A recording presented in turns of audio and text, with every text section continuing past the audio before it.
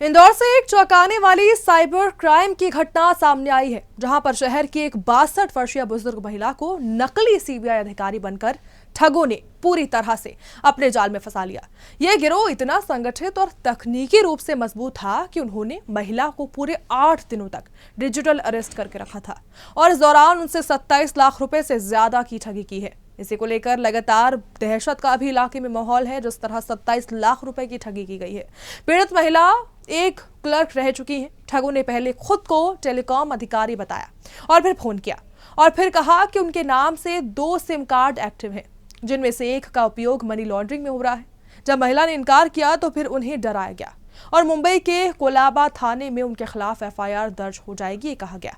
इसके बाद ठगों ने कभी सीबीआई अधिकारी बनकर कॉल किया, कभी पुलिस अफसर बनकर कॉल किया और महिला को पूरी तरह मानसिक रूप से दबाव में डाल दिया। डर के माहौल में महिला ने अपने पुश्तैनी गहने गिरवी रख दिए। ऐसे में ठगों के बताए खातों में लाखों रुपए महिला ने भेजिए। डर के मारे इस तरह गिरोह ने धीरे धीरे उनसे करीब 27 लाख रुपए की ठगी की है। सबसे चौंकाने वाली बात तो यह है कि इंदौर क्राइम ब्रांच लगातार जागरूकता अभियान भी चला रही है, जिसके बाद भी लोग साइबर ठगी में लगातार फंसते नजर आ रहे हैं। इसको लेकर सुनाते हैं आपको प्रतिक्रिया।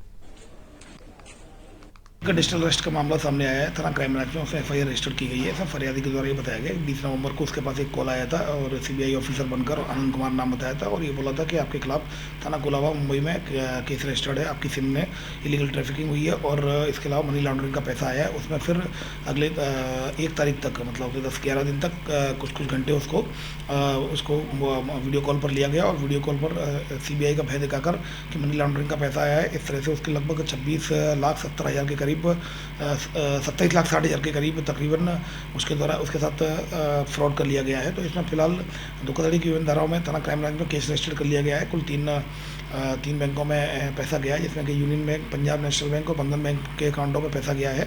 फिलहाल इसमें एफआईआर रजिस्टर कर ली है। टेक्निकल एविडेंसेस के आधार पर लगातार इसमें कार्रवाई की जा रही है। मैं सभी आमजन से अनुरोध करता हूँ इलेक्ट्रॉनिक चैनल के माध्यम से कि कृपया करके डिजिटल अरेस्ट से सावधान रहें। डिजिटल अरेस्ट ऐसा कुछ भी नहीं होता है। कानून में जो लॉ एनफोर्समेंट एजेंसी है वो डिजिटल अरेस्ट कभी नहीं करती हैं। केवल कानून में ऑफिशियल अरेस्ट जो फिजिकल अरेस्ट होता है, बस इसके अलावा डिजिटल अरेस्ट जैसा कोई प्रावधान नहीं है। अगर आपके पास कोई सीबीआई ऑफिसर बनकर, ईडी का ऑफिसर बनकर, क्राइम ब्रांच का ऑफिसर बनकर आपको फ़ोन करता है और इन्वेस्टिगेशन के बहाने से वीडियो कॉल पर लेता है और पैसे की मांग करता है, तो ये मान के चलिए फ्रॉड है। इसकी तत्काल complaint NCRP reporting portal www.cybercrime.gov.in पर और नेशनल साइबर हेल्पलाइन नंबर 1930 पर कंप्लेंट कराएं।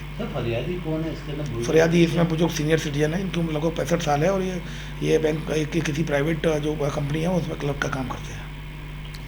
तो सुदर्शन मध्य प्रदेश आप देख रहे थे। ऐसी तमाम खबरों के लिए जुड़े रहिए हमारे साथ। जय हिंद। कितनी बची है?